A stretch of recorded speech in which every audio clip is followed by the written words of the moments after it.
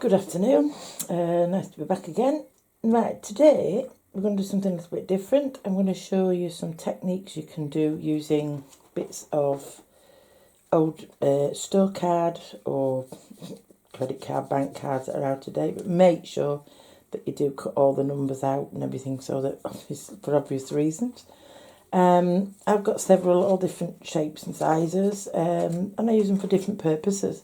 So today I'm going to give you a bit of a run through on what these little beauties can help you achieve in your watercolour painting. Okay, so the first one we're going to look at is we're going to do some rocks. Now rocks obviously appear quite a lot in landscapes, so there's several ways of doing rocks, but today I'm just going to show you the way we can do them using a piece of card along with the paints. Okay, so I've just taped off a piece of 300 GSM rough Arches paper, which is of excellent quality, and the reason why I'm using the rough is because the texture of the paper is going to help achieve a rock-like illusion, as we should say.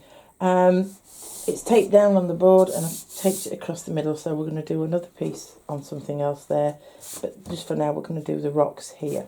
Okay, so I'm not putting any background or anything in because I'm simply just going to show you the technique, and then you can adapt this technique to any piece of work that you're doing. Okay, so the colours I've mixed for this are, I have mixed some raw sienna, and they're all quite thickly mixed, so it's more of a thick creamy mix. So we've got raw sienna, and we've got a green made up of orolin, some cobalt blue, and a little bit of raw sienna to turn it back, so it's a little bit like an olive green, a light coloured. And then in here we're going to use this as a top coat. Now this has got to be thicker than these two a little bit. Now this is French ultramarine blue and burnt sienna, so it makes a very, very, very dark brown, almost black. Okay, so they're the colours we're going to use. So the first thing I'm going to do is I'm going to get my brush. I'm going to use the biggest brush first to start with. Okay, so I'm using a number 16 round at the moment. Okay, and I'm going to pick up some of the raw sienna. Okay, and I'm going to start sort of painting the outline of some rocks, like that. More water to that. Okay, across there. Let's come down here a bit. Now you can draw your rocks in first, or you can just, you know, once you've got used to the shapes of the rocks, you can just put them in rough. Okay, I'll put that one there, and then that can go in a bit there, and then. So this is going to be several rocks coming down, but I'm just painting it initially. So initial coat has got the raw sienna in. And then what I'm going to do while it's still wet, I'm going to pick up some of the green. And I'm going to drop some of this in down at the bottom there. Okay, maybe a little bit up at the top, but mainly down at the bottom of the rocks there. This is like, sometimes you'll get rocks that will have moss on them. Okay, so just a little bit of the green down in the bottom area. Okay, clean my brush, the excess water out. So what I'm going to do now is I'm going to quickly dry. I'm just going to use a hair dryer.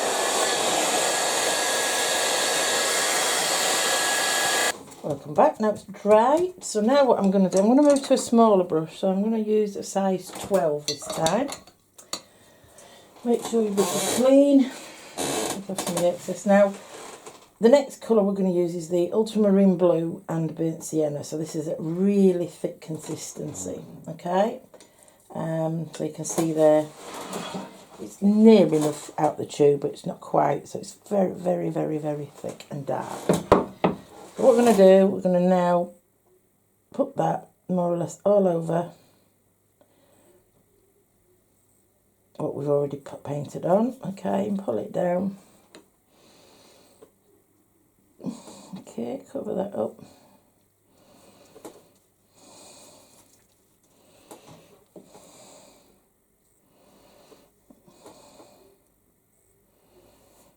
Okay. Again, just because we're making some rock shapes.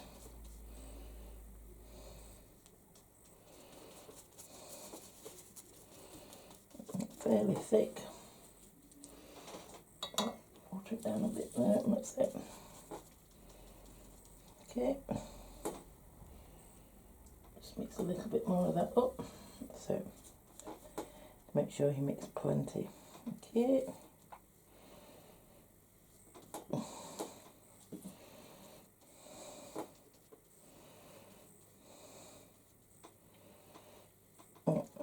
Oh, there we go.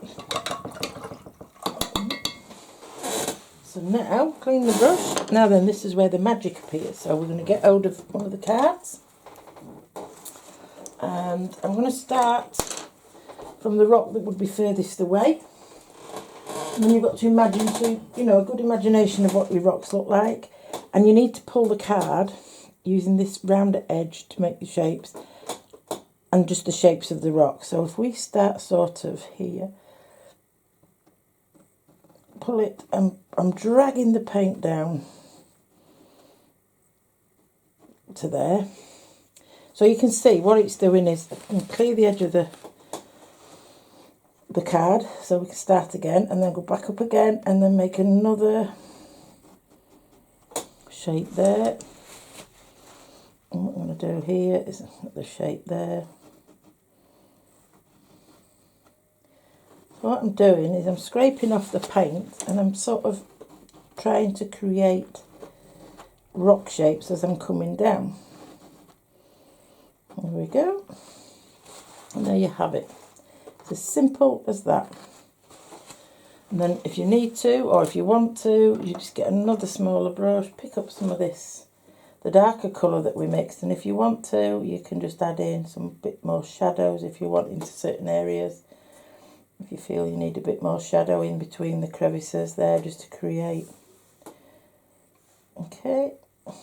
And as you can see, what's happened is when we've pulled the card down and created, it's pulled over the texture of the paper and it's pulled the top layer of paint more or less down, but leaving it on the surface of the paper to create shadows and also the texture of the rocks.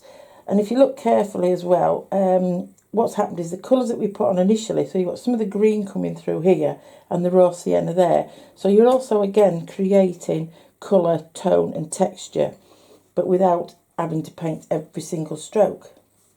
And there we have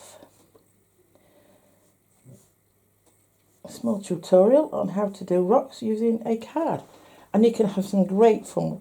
And like I say, if you want, you can extend some of your shadows into places to give it a little bit more of a 3D effect. But I mean, again, it depends on how well you use the card. But there we go, quite simple. We now have some rocks. And you can do that, you can adjust it to any size on any painting and you've got an immediate effect there. Okay, just using some paint and a little card. Right, okay, thank you very much and I hope that's been of help. Thank you.